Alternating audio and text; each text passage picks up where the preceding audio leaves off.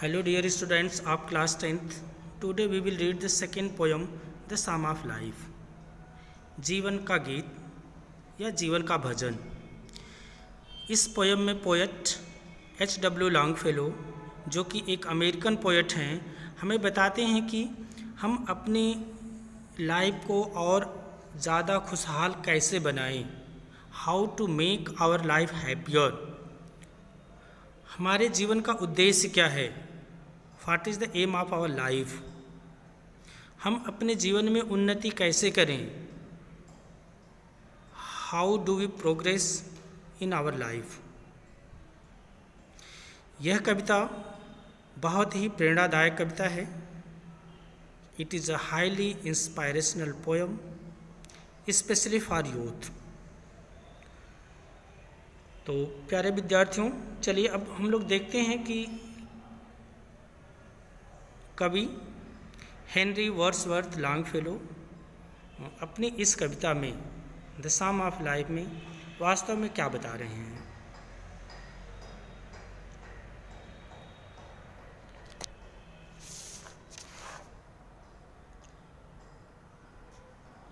Life is real, life is earnest, and the grave is not its goal. Dust thou art, to dust returnest, is not spoken of the soul. तो सबसे पहले हम लोग meaning देख लेते हैं। Real, real means वास्तविक होता है, एक्चुअली एग्जिस्टिंग, जो चीज़ वास्तव में उपस्थित हो, वास्तव में हो, रियली एग्जिस्ट करने वाली हो। अर्नेस्ट, अर्नेस्ट मीन्स होता है गंभीरतापूर्वक, very serious. Grave, grave means कब्र, a hole dug in the ground for a dead body. एक डेड बॉडी को दफन करने के लिए ज़मीन में जो गड्ढा खोदा जाता है, जो एक होल डग किया जाता है, उसको कब्र कहते हैं। गोल, यहाँ गोल का मतलब लक्ष्य से है, एन एम। डस्ट, सबको मालूम है धूल मिट्टी होता है, tiny particles of science. Thou, thou means you के लिए पुरानी इंग्लिश की लैंग्वेज हैं, वर्ड्स हैं, और उसमें यू को दाउ लिखा जाता है। तो जहाँ भी दाउ लिखा हो, THOU मीन्स YOU यू से है। आर्ट, आर्ट मीन्स आर्ट कला, it is a creation, it is an expression of what is beautiful. जो सुंदर चीज़ है उसी की अभिव्यक्ति, वही कला है। रिटर्नेस्ट, रिटर्नेस्ट मीन्स वापस लौटना, go back to a place. Spoken, spoken means बोले गए शब्द, टू अटर वर्ड्स। तो चलिए अब हम इसको एक्सप्लेन करके देखते हैं कि वास्तव में कवि यहाँ पर कहना क्या चाह रहे हैं। Life is real, life is Ernest.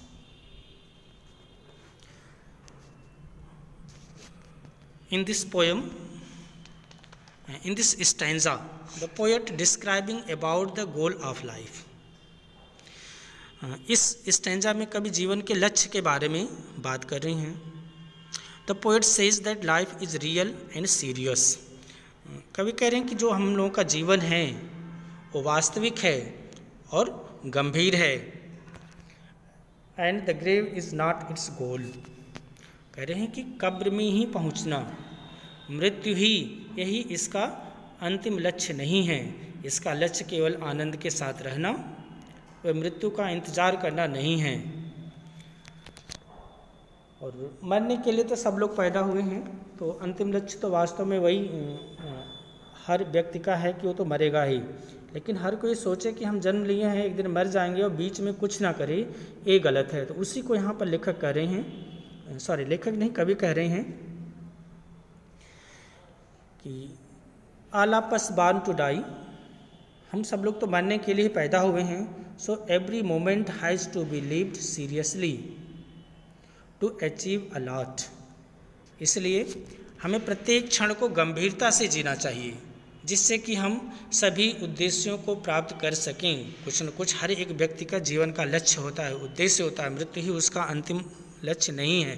तो कभी कह रहे हैं हर कोई जो बारन हुआ हो तो मरेगा, लेकिन हर एक क्षण, प्रत्येक मोमेंट, प्रत्येक क्षण को हमें गंभीरता से जीना चाहिए, जिससे कि हम सभी उद्देश्यों की प्राप्ति कर सके जो हमारा उद्देश्य हो। सब लोग जानते हैं कि हर एक इंसान जो भी लिविंग ऑर्गेनिज्म है, स्पेशली इंसान को, जैसा कि हिंदू फिलॉसफी में भी कहा जाता है, इंडियन फिलॉसफी में, भारतीय दर्शन में भी कहा है कि कभी यहाँ वो भी कह रहे हैं कि हम सब लोग मिट्टी के ही बने हुए हैं और मृत्यु के बाद सब लोग मिट्टी में ही मिल जाएंगे। The poet also says that we all are made of dust, we all are made of soil, and after death we will mix into the dust. और मृत्यु के बाद भी हम डस्ट में ही मिल जाएंगे। लेकिन ये सारे जो शब्द हैं, अब नेक्स्ट लाइन को हम एक्सप्लेन कर रहे हैं, dust thou art and dust returnest. कभी कह रहे हैं कि सब लोग जानते हैं कि शरीर मिट्टी का ही बना हुआ, डस्ट का बना हुआ है, टू डस्ट रिटर्निस्ट, और मृत्यु के बाद and after death we will mix into the dust, मृत्यु के बाद भी हम लोग डस्ट में ही मिल जाएंगे। Is not spoken of the soul. तो कभी कह रहे हैं कि ये जो भी चीज़ें कही गई हैं कि शरीर मिट्टी का बना हुआ है, मिट्टी में मिल जाएगा, लेकिन ये सारी बातें आत्मा के लिए नहीं कही गई हैं। Is not spoken of the soul, these words are said about only body and not about soul, because soul never dies, it is immortal. तो ये जो शब्द कहे गए हैं, शरीर मरणशील है, शरीर सिर्फ मरता है और कभी आत्मा नहीं मरती है, ये शब्द केवल शरीर के लिए कहे गए हैं, न कि आत्मा के लिए, क्योंकि आत्मा कभी मरती नहीं है, यह तो इमोर्टल है, यह अमर है। Next passage, not enjoyment and not sorrow is our destiny and our way, but to act that is tomorrow, find us farther that today। चलिए वर्ड मीनिंग देखते हैं। सबसे पहले इसका इंजॉयमेंट। इंजॉयमेंट मीन्स आनंद लेने के लिए, आनंद, टेकिंग प्लेजर इन समथिंग। सारो सबको मालूम है, सिंपल, शोक करना। सैडनेस काज्ड बाय लॉस, जब किसी चीज़ का लॉस होता है, हानि होती है, तो सब लोग उदास होते हैं, वही सारो है। Sadness caused by loss is सारो, शोक करना।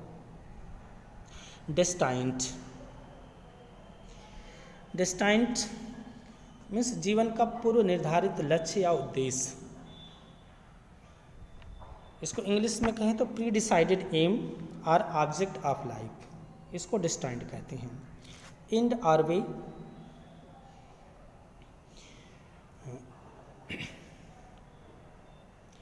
ओके चलिए अब देखते हैं स्टेंजा में कभी क्या कहना चाह रहे हैं। नॉट एंजॉयमेंट एंड नॉट सारो। In this stanza the poet says that enjoyment and sorrow are not the aim of life। कह रहे हैं कि enjoy करना और दुखी रहना, दुख भोगना, ये जीवन के पूर्व निर्धारित उद्देश्य नहीं है। It is our destined and our way, ये हमारे पूर्व निर्धारित उद्देश्य नहीं है। फिर क्या करना चाहिए हमें? But to act that is tomorrow, find us farther than today। We should neither do much enjoyment nor we should waste our time feeling sorrow। Most important work in our life should be to stay active, which makes our future much better than what we are today। तो यहाँ पर कवि कह रहे हैं कि हमें अपना समय ना तो ज़्यादा आनंद मनाने में और ना ही दुख भोगने में व्यर्थ करना चाहिए।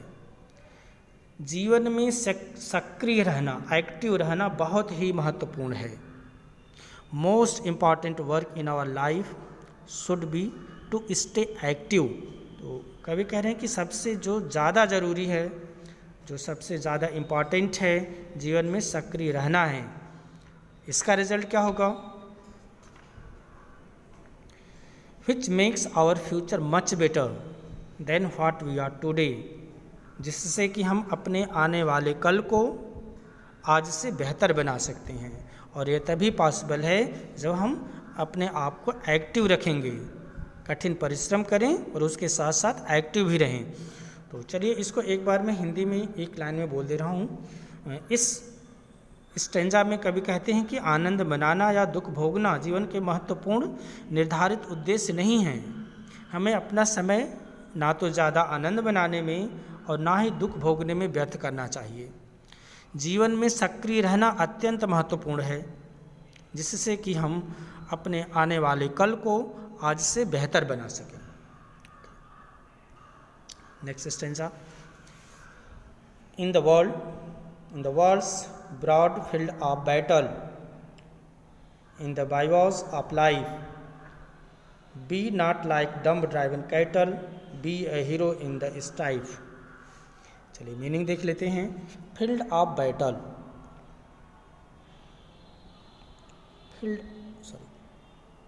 फील्ड ऑफ बैटल, युद्ध स्थल, युद्ध का मैदान, where war is held.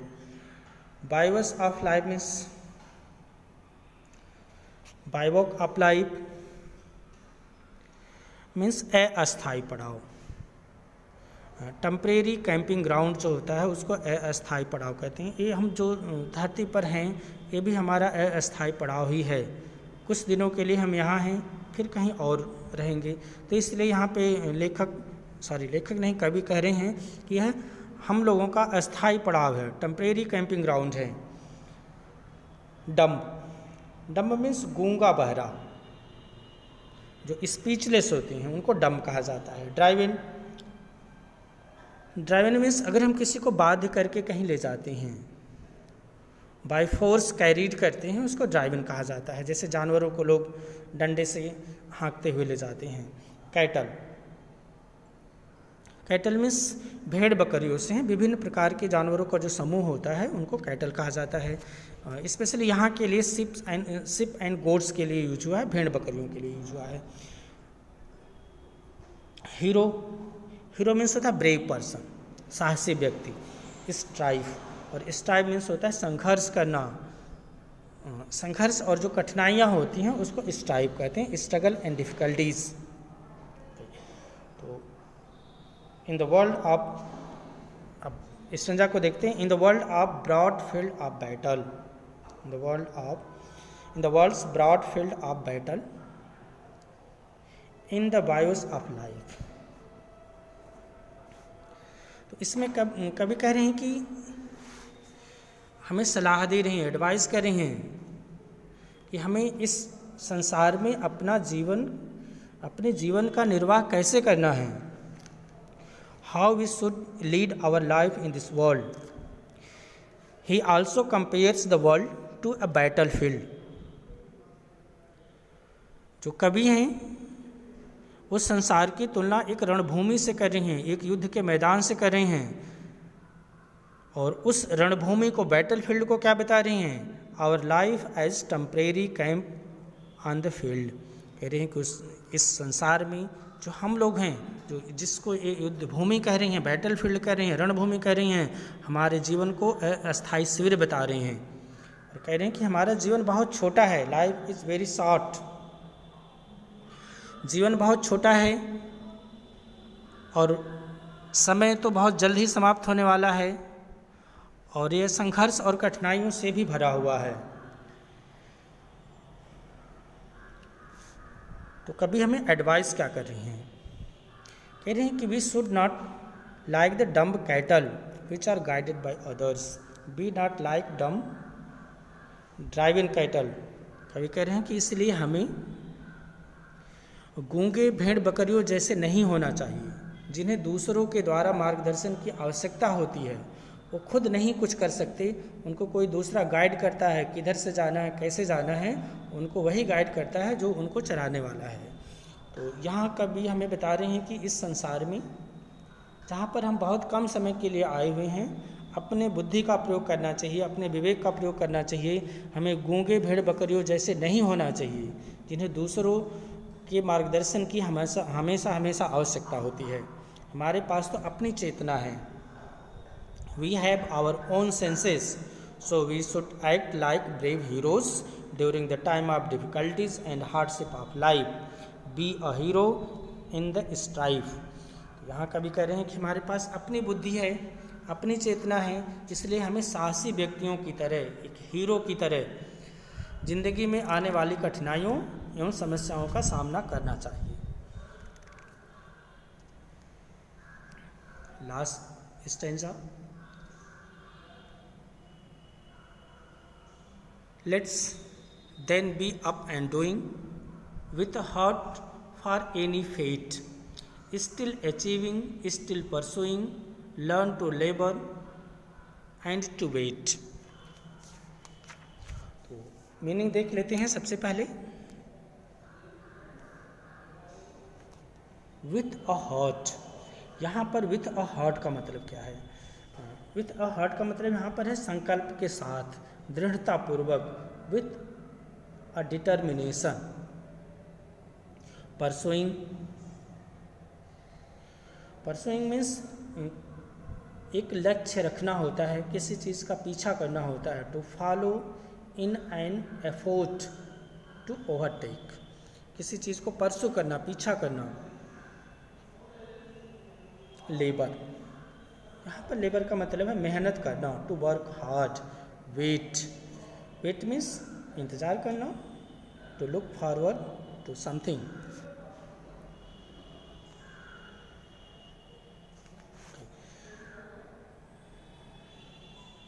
Let us then be up and doing with a heart for any fate।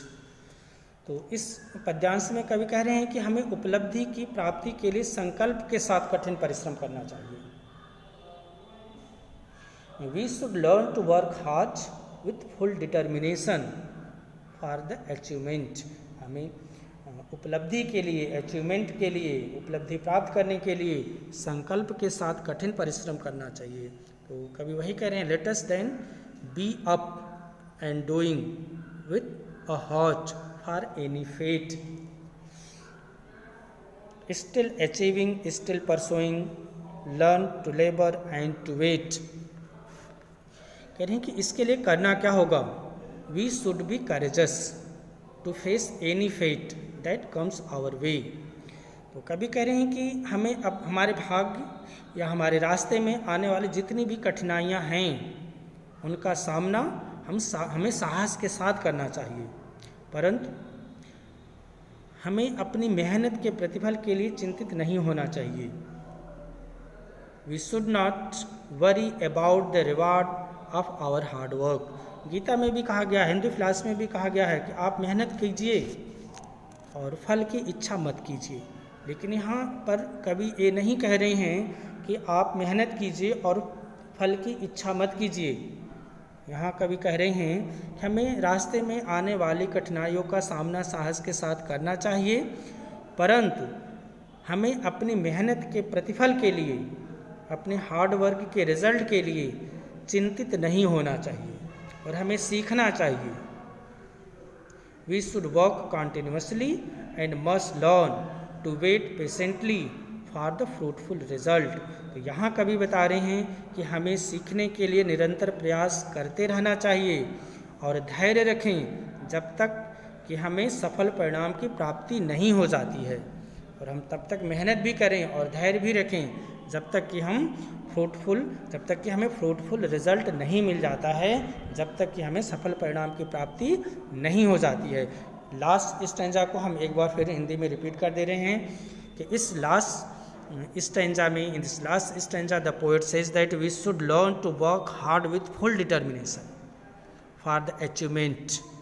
We should be courageous to face any fate that comes our life, but we should not worry about the rewards of our hard work. We should work continuously and must learn to wait patiently for the fruitful result. कवि कहते हैं कि हमें उपलब्धि की प्राप्ति के लिए संकल्प के साथ कठिन परिश्रम करना चाहिए। संकल्प के साथ, इसको विशेष ध्यान दीजिएगा, हमें संकल्प के साथ कठिन परिश्रम करना चाहिए। हमारे भाग्य या रास्ते में आने वाली कठिनाइयों का सामना साहस के साथ हमें करना चाहिए, परंतु हमें अपनी मेहनत के प्रतिफल के लिए चिंतित नहीं होना चाहिए और हमें सीखने के लिए निरंतर प्रयास करते रहना चाहिए और धैर्य रखना चाहिए जब तक कि हमें सफल परिणाम की प्राप्ति ना हो जाए। आई होप आपको यह पोएम अच्छी तरीके से समझ में आ गई होगी। फिर भी अगर कहीं से भी डाउट है, if you have any doubt, any problem, you can clear it on your scheduled time. Okay, thanks, have a nice day, जय हिंद।